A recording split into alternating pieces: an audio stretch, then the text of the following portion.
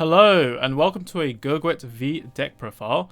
So this is a V Premium deck, which is a bit different to a lot of the decks I usually put up.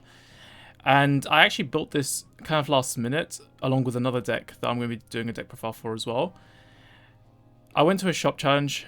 I ended up playing Astro Pro like I always do, but I was hoping to get some testing and friendly games with this, just while I was in a bit of a mood for V. I don't usually play it that often. To be fair, time is always very tight, so it's kind of hard to juggle testing for all three formats consistently.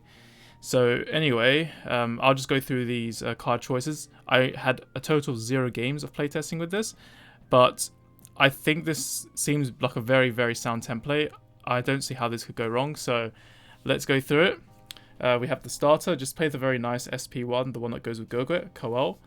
Then we've got 4 copies of Gurguit. Now, funny thing is I didn't even know I had 4 of these in SP. I thought I only had 3, so I was actually going around looking for a 4th copy.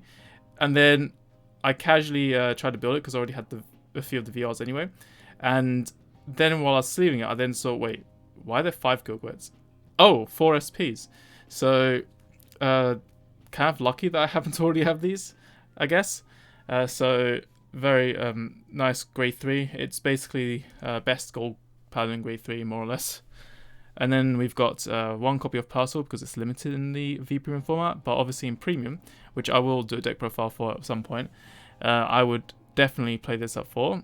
However, even though you can only play 1 copy in V Premium, it's not really that much of a downside, because the thing is that grade 3s in Gold Paladin are so busted that even if you can't play Percival, you're still compensating to some extent by playing some other broken grade 3s, so it gives you more space to then play 3 copies of Sagramore, since if it's placed from hand, such as via Wanda Ezel as an example, or if you just want to manually call this as well, then you can call another unit as well, which can help you with getting even more attacks and extenders, all in one like swing. So if you called Wanda Ezel with Gurguit, you'll be able to do a total of 3 attacks extra, rather than just 1 attack extra, which makes this card really nice. And you can also use counter charges as well, because there are cards that can counter charge when placed, such as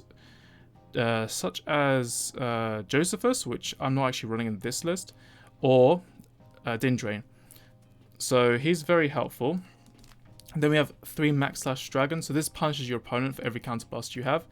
This deck also does counter charge a bit, so you can still find ways to build back your resources, but it's more or less a counter extender. So if your opponent is trying to kill you fast, then you make up for it by playing Max / Dragon, because otherwise you're going to be out of the game very soon if you don't have something to punish your opponent back with. So those are the broken grade 3s that you can play instead of Percival. And then we have 3 copies of Paramore. So this card is very good with Jeffrey if you ride it, because you can unbrick yourself. So having this in your deck is very nice, because it gives you a way of avoiding G-Assist and having a hard +1 when you ride Jeffrey. But otherwise, he's a 10k shield if you place him via ability, or if you place him via something like Sagramore as well. You can always just give himself the extra 5k power, or via Gurguit and other cards as well. So he's very nice for the kind of random extra power, which isn't really a big deal to be fair, but it can help swing over numbers. But it's more like it's not the best skill in the world, but it's sort of something, so that it's not just a brick in your deck if you don't ride Jeffrey and succeed to add this to hand, because obviously we're playing this sort of partly for the consistency, more so, and then just setting for an okay ability. And then he's got another ability we can just do an counter +1, and he can call a grade 2 or less from hand, so you can do that with Dindrain as well to counter charge back as well, which is also useful. And then we have 3 copies of Aglavel. So I do need to get 1 more of these in SP, but I don't know if I'm even going to play 4 copies, because you can actually search him with Percival as well. So if you have Percival, you can just bounce him back from drop. And because it's limited anyway, there's even less reason to max this, I think. So 3 copies kind of makes sense. He's a 90k beta if you're willing to soul charge, which is very useful. A lot of people do ride this as a Vanguard, but you can alternatively call it to rearguard if you want to have 3 attacks early game without taking away your opponent's attack target towards the Vanguard, because what you could do is you could ride just any grade 2, let's just say Paramore for example, and then you could call, let's just say Aglavel, and then you can maybe just call, I don't know, Wanda Ezel, right? I'm not sure if I would or not, but let's just say you do. Hypothetically we call these 3 cards. So this is the Vanguard, and then you have these two as rears. You can just go for the 3 attacks and then just remove these 2 because this will go back to your hand and then this will go into soul. So that's the way you can rush your opponent without giving your opponent targets to attack into. So it's very dangerous, that sort of line of play, but I don't think I've seen it being used so commonly. Then there are 4 copies of Wonder Ezel. So Wonder Ezel, if you superior card, you just extend and you get to call another card from your hand, which is good with Sagramore as well, of course. It's a free call, so there's no Can Blast, there's no, well, I would say no discard, but it is technically taking a card from your hand. So you can kind of compare it to, if any of you guys remember, Canarius from the G era. He was a Generation Break 1 Gurguit support card. He was actually a 13k beta if you had Gurguit as your Vanguard. But when you placed him from anywhere, you can discard a card, check top 7. I believe it was, or top 4. I can't remember now. I think it was top 4.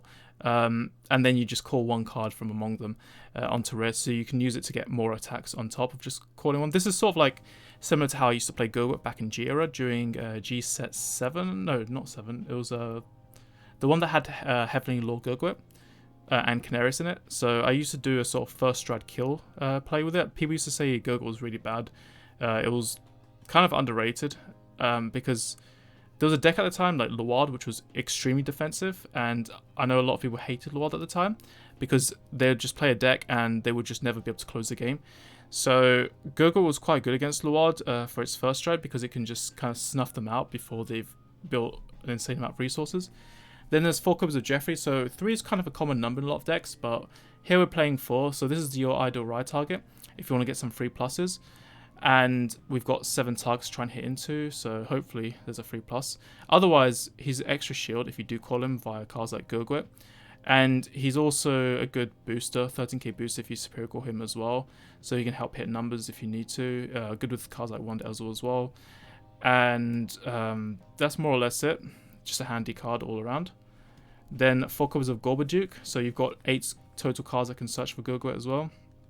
So he's handy, and also you can attempt to search Percival, the one-off, or heal Guardians if you need to defend yourself in the early game because your opponent high-rolled you.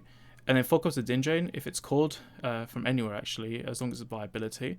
So Sagramore or even from deck, then you can just call Dindrain and the counter charge back. You can also draw if you want to as well. And the options are basically between drawing a card or you're getting the counter charge and 3k power. So usually the counter charge is more popular, but the draw can also be useful as well. So you just kind of decide as and when. 4 marks.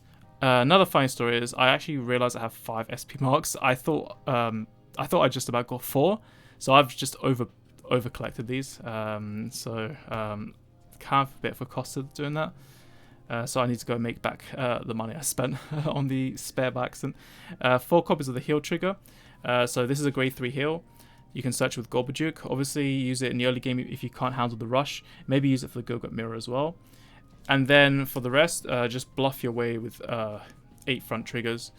Fronts are very annoying because basically if your opponent 2-2 passes you, you don't even have to really think about where you're putting your triggers because you get the front, you just automatically into Vanguard anyway. And then if you sack a second trigger somehow, then you break through. If not, then, well, you've still just made your axle circles and your extra attack is like insanely strong. So it's an unfair card because honestly, like while I haven't played this specific list of Gurguit because actually I've done some proxy playtesting before, but it was with a Ezel hybrid engine. The thing is with fronts is that I've played against Yasui. And I've played against Agravane, and fronts are absolutely filthy when the opponent sacks them. So it's a really stupid trigger, and it's kind of like what makes Axel decks an extra level terrifying. Like it's some of the most powerful plays in the V era, in my opinion. So that's how you can like go from having control of the game to suddenly like just getting wiped out completely, because suddenly you find that you're having to drop something like, say, an extra 50k shield every time they get one of these. So not an extra 10, but an extra 50. So it scales way too much with Axel decks. I'm not sure why they made front triggers Axel exclusive, to be honest, looking back, because if they're the best generally in those decks, then was there really a point of them being exclusive? But the D series, they kind of changed it now, so they've made it so that every deck can now play them, even in premium format. Probably because the restriction never really made sense in the first place if we're talking about card balancing. So yeah, that's more or less it with the Gurguit deck profile. And I hope you enjoyed that. Give it a try.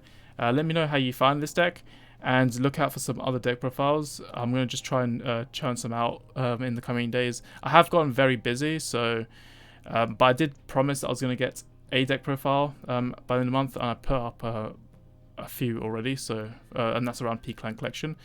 But I do plan to do more as well, in addition to the quota that I set out. I'll try and squeeze time where I can. So until then, I will see you later. Goodbye.